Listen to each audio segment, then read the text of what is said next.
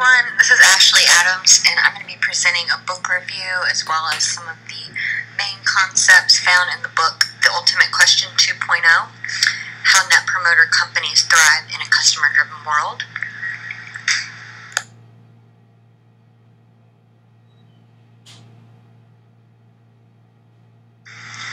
The book as a whole outlines a path to true business growth through sustainable good profits, and good profits being ethical profits, enriching the lives of a company's customers. And these profits are derived from consistently delivering a customer experience worthy of loyalty. And this is a way of measuring how well an organization treats the people whose lives it affects and how well it generates these relationships worthy of loyalty.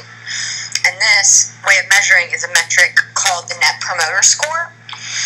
Basically, the book shows you how to use the golden rule, treating others as you'd want to be treated and thrive in a customer-driven world through profitable relationships. It's all about happy customers talking as a result of making happiness your business model.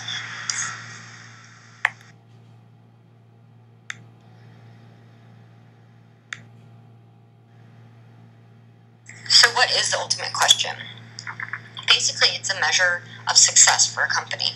The authors of the book saw that a key challenge of building a business around good profits is that companies needed a simple way to measure their customers' happiness and then link it to the company's performance. So they came up with the ultimate question, which centers on the customer's propensity to recommend that company. It's simple, intuitive, and adds this emotional dimension to the monitoring of customer loyalty. In the past, companies usually tried to track behavioral loyalty, which was based simply on behavior alone, such as retention rates. And the problem with this is that it sometimes hides a trapped smile-free relationship, as the authors called it, while the willingness to recommend is indicative of emotional loyalty.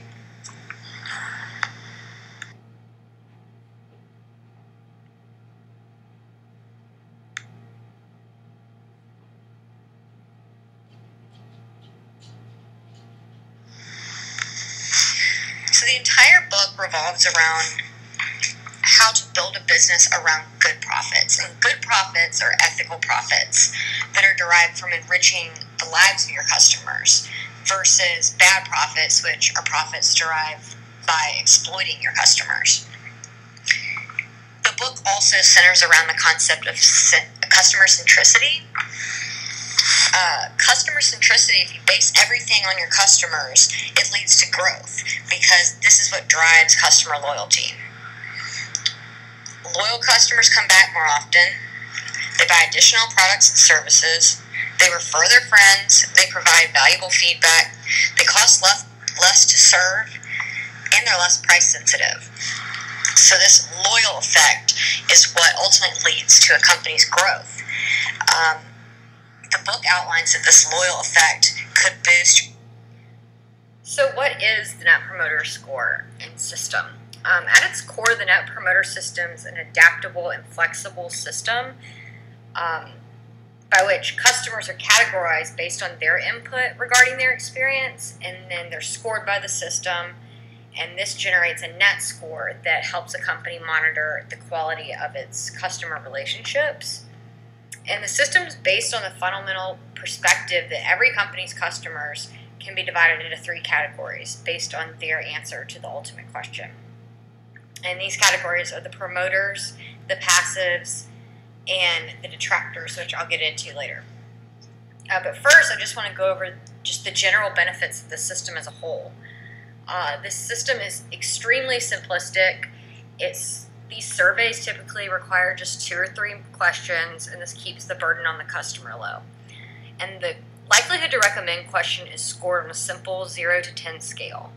The system is extremely easy to use. A company can conduct these surveys by phone, email, or web, and it can share up to the minute verbatim comments with its employees and managers.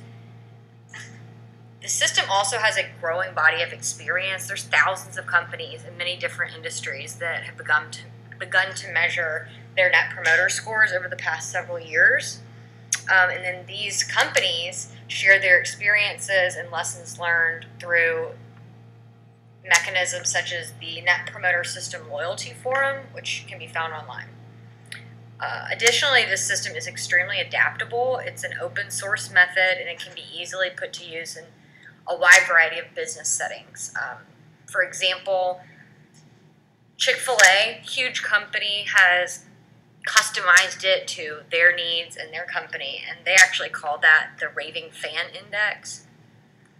But regardless of how the company customizes the system, successful implementation depends on the 8 key processes, which, again, I'll get into later. There are 3 types of Net Promoter Scores. There's the competitive benchmark, the relationship score, and then the experiment score.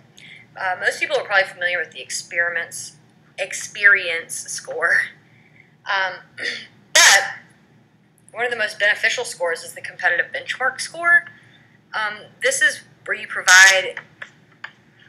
get an objective and fair basis for comparing your company's feedback to the feedback of your competitors. And so you seek feedback not only from your customers, but also those of your competitors by sampling the target customers for your products or services.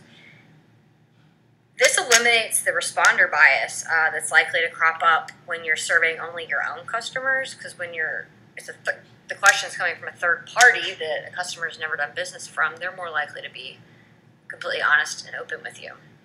The relationship score is obtained by contacting a sample of your customers and asking them how likely they would be to recommend the company to their friends or colleagues, and why. This kind of provides an overall assessment of the relationship between the company and customers. It does not necessarily look into a particular experience of the customer. Where you'll find that is the experience score. So the experience score is based on surveying a customer regarding their recent interaction with the company.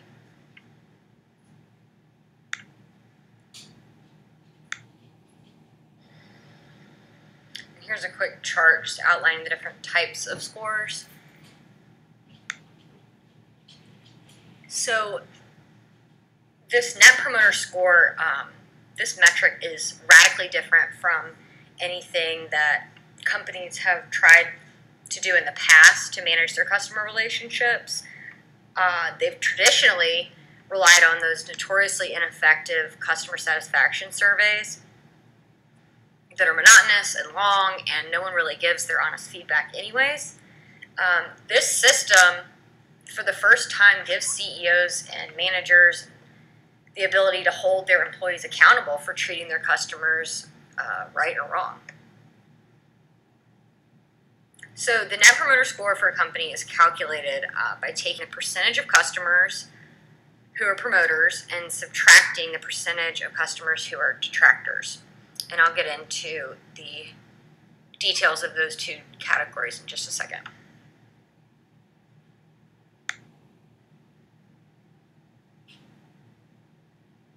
It's important to note that this system is based on 2 imperatives that if they're not both there, it won't work. So there's the economic imperative, which is about understanding the business case for investing in customer loyalty. It requires the CFO to embrace the Net Promoter System and understand why investment in loyalty makes good business sense and why good profits are better than bad profits. The inspirational imperative, it kind of helps organizations enrich people's lives by providing a simple rule to be applied across the business, a simple feedback solution for monitoring how they're living up to that mission. By putting the question, is this how I want to be treated, at the top of the mind of the business, the Net Promoter System makes customer centricity personal, and it drives loyalty creation. So it's been found that Net Promoter System leaders such as Apple and Amazon and Costco grow at over twice the rate of companies within their categories with just simple average Net Promoter scores. This sounds great, but it's only useful if the Net Promoter System is used to drive action, specifically investing in customer relationships. And this requires a company to make the business case for good profits. And to make the business case for good profits, the company needs to know the value of loyalty. So starting out, a company needs to estimate the lifetime value of its customer segments, promoters, passives, and detractors. And then they have to determine how much more promoters are worth than detractors. Bain, for example, found that a promoter has a lifetime value for a U.S. bank worth $9,500 more than a detractor.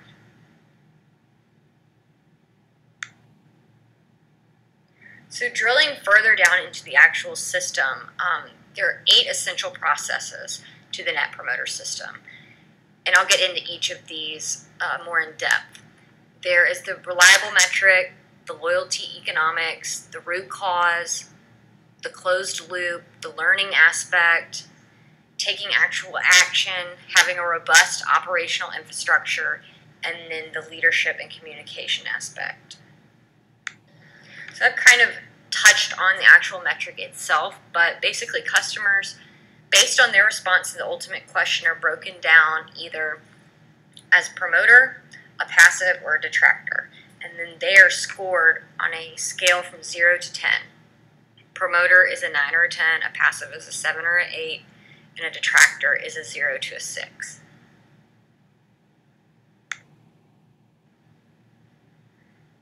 The second essential process of the system is the concept of loyalty economics. The value of a promoter is worth far more to a company than passive customers or detractors. And this difference can be quantified and then used to assess and choose among investments in improving a company's customer experiences.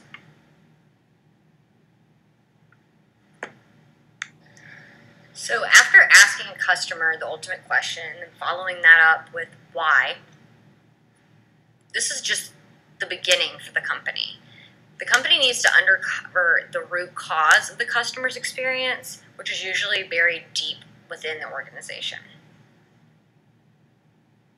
Typical root causes are underlying policies, processes, certain people, the culture of the business, maybe even expectations that have previously been set by the business. So in order to find the root cause of a problem or a certain experience, the process starts with a manager, and the manager reaches out to the customer to gather more information about what the customer experienced, and if possible, to solve that individual's problem immediately. Then next, the organization must look internally and ask itself, what do we know about this customer, the situation, our marketing, our products, and our operations that produce this result? This reflects the 5 whys approach, as they call it, and that's repeating why for each answer until they arrive at the root cause, which is the point at which an internal change would prevent the situation from happening again. The closed loop process of the system is the single most important key to meaningful progress. So, building customer feedback into a company's daily operations and then closing the loop is done by sharing the feedback with the employee responsible for creating that experience, and then talking to the customer so that you can take the appropriate action. So closing the loop with the employee first and then the customer. Closed loop feedback must involve everyone, from customer-facing employees through the most senior leaders. So closing the loop with customers at the front line involves monitoring customer experience with the Net Promoter System and then following up with as many detractors as possible. And this ideally happens within 24 hours of that customer's experience. For mid-level managers, closing the loop requires using this feedback to create products, services, and processes designed to attract and retain high-value customers. And then closing the loop for senior executives involves setting up a forum for senior teams to talk with customers, and then setting Net Promoter Score targets as a strategic object for business units. Successful companies often close the loop in two additional ways. They continuously circle back with customers to let them know about the actions that they're taking in response to their feedback. And then they also create communities of customers from whom they collect ongoing input and ideas for innovation. So obviously speed is extremely important in the last process we talked about, because if you don't reach out to a customer who's had a bad experience and you wait too long, they're just going to take their business elsewhere. But speed is also just as important in the process of learning. The fast cycle closed loop feedback provides the employees with a score and actual reactions from the customers they served within a short time of those interactions. And this needs to be a short time while they're still fresh in the employees' minds, because in this way the Net Promoter system will correspond to the way we all learn. We take an action, we see the outcome, we draw conclusions, and we repeat the cycle. Such a prompt response is an opportunity for coaching. So verbatim comments from customers delivered quickly and in full detail to the frontline employees are a way of providing constructive feedback when the service falls short.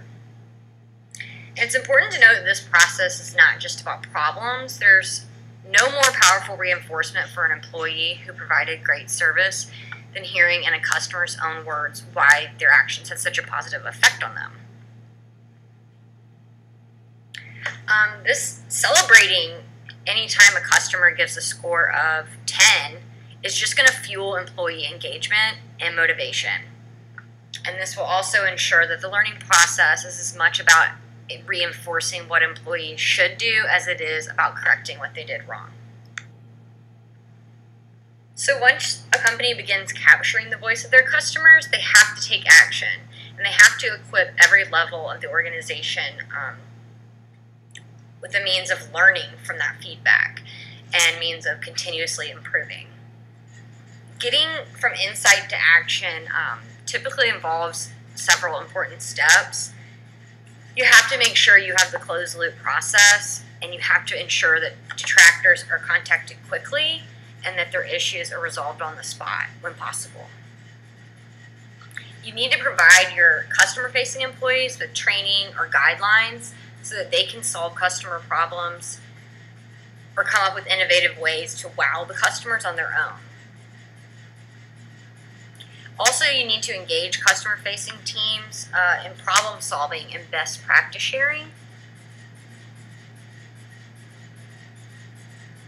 And then next, you need to mine customer comments and root cause analysis to find systematic issues that need to be addressed. Additionally, companies need to use controlled tests to develop and refine innovative ways to create more promoters or avoid creating detractors.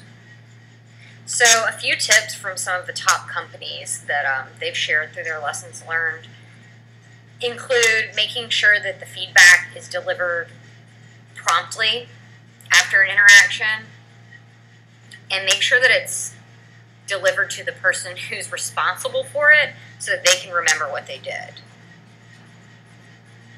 Also, they've encouraged companies to ensure that employees focus on the customer comments and what can be learned from them, rather than just focusing on that one number, that one score. Also, they suggest that leaders and supervisors use the feedback as a coaching tool like we just talked about. The seventh process that's needed to have a successful Net Promoter system within a company is a robust operational infrastructure. This is because the infrastructure needs to support trigger feedback requests, it needs to capture responses, it needs to send the responses to the right employees, it needs to track the follow-up, and it needs to also support data mining and insight generation. And at large companies, IT is going to be an essential part of the Net Promoter System because it requires thoughtful planning and ongoing oversight to make sure that the infrastructure can support the system.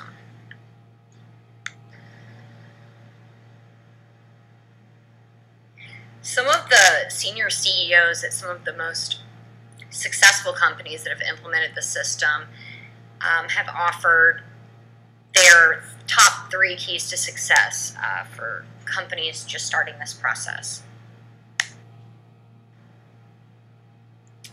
And they are to embrace the goal as a critical priority at top levels, like we just talked about. Also, not to treat the Net Promoter Score monitoring feedback as a metric. Yes, it's a number, but there's much more to the whole system. And also to adopt a long-term cultural change, not just a short-term program.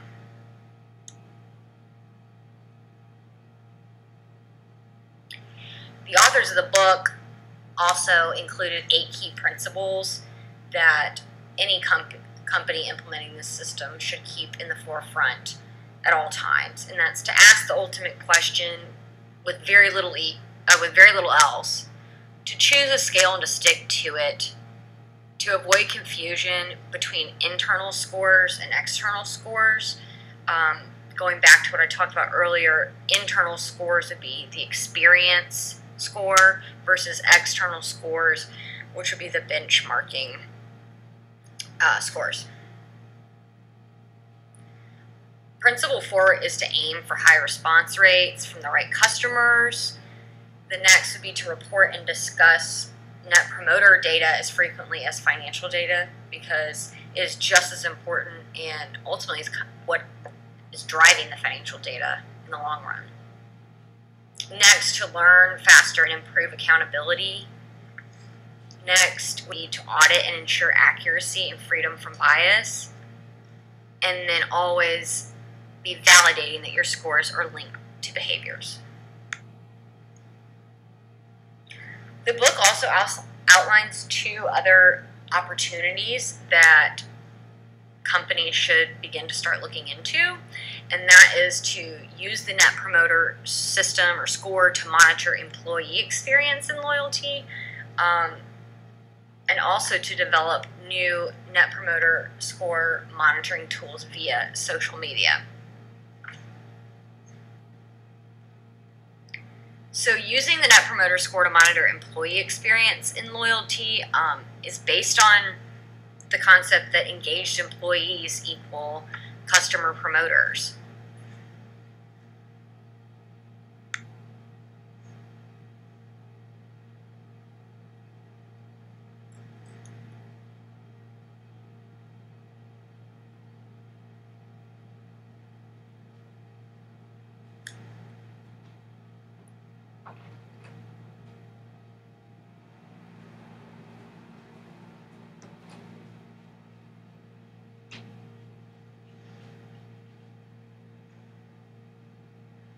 And again, here's a chart that outlines that, and as you can see, engaged employees influence other employees, they provide feedback and ideas, they're enthusiastic about their work, and just happier employees are going to create happier customers.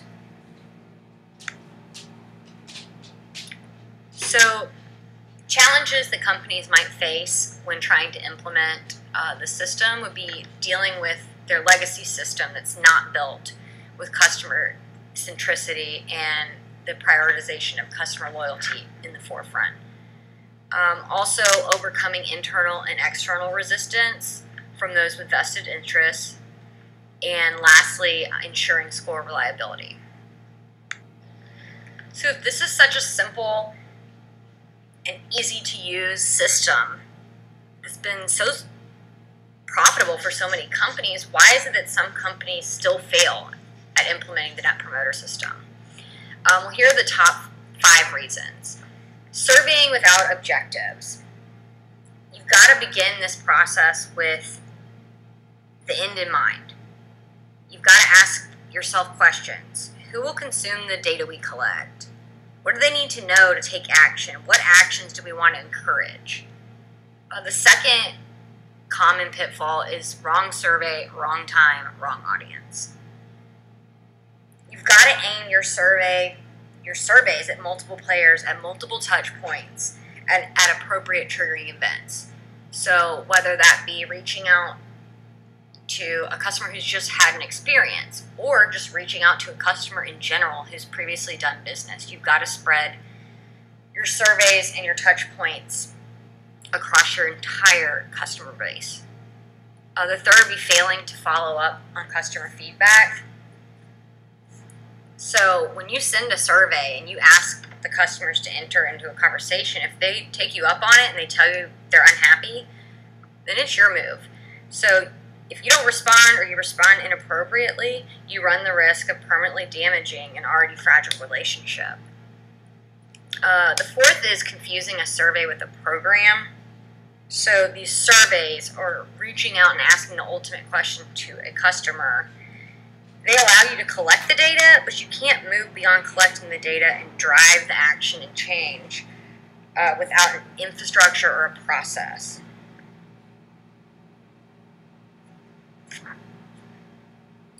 The last would be the gunshot approach, is what they refer to it as. So if you're serious about implementing the Net Promoter to become a leader in customer loyalty, you don't need to bother doing it alone. Select a partner with an expertise in the Net Promoter system, a company that can help you avoid common mistakes and shorten your path to success and give you program credibility right from the start.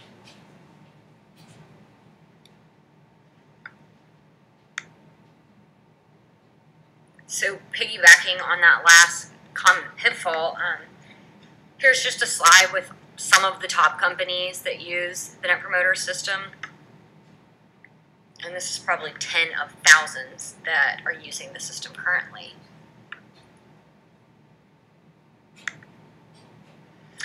So wrapping up the presentation, I just want to recap the 7 keys to success, for long-term success.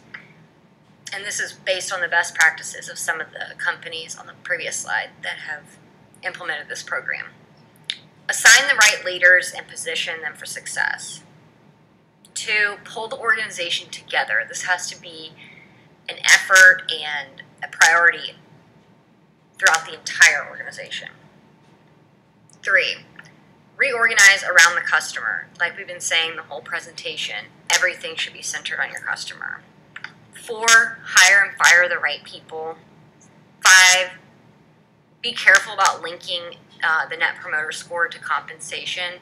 This just kind of creates the idea for employees that this is just about a number. A higher number equals, more money in their pocket, when that's not what it's about at all.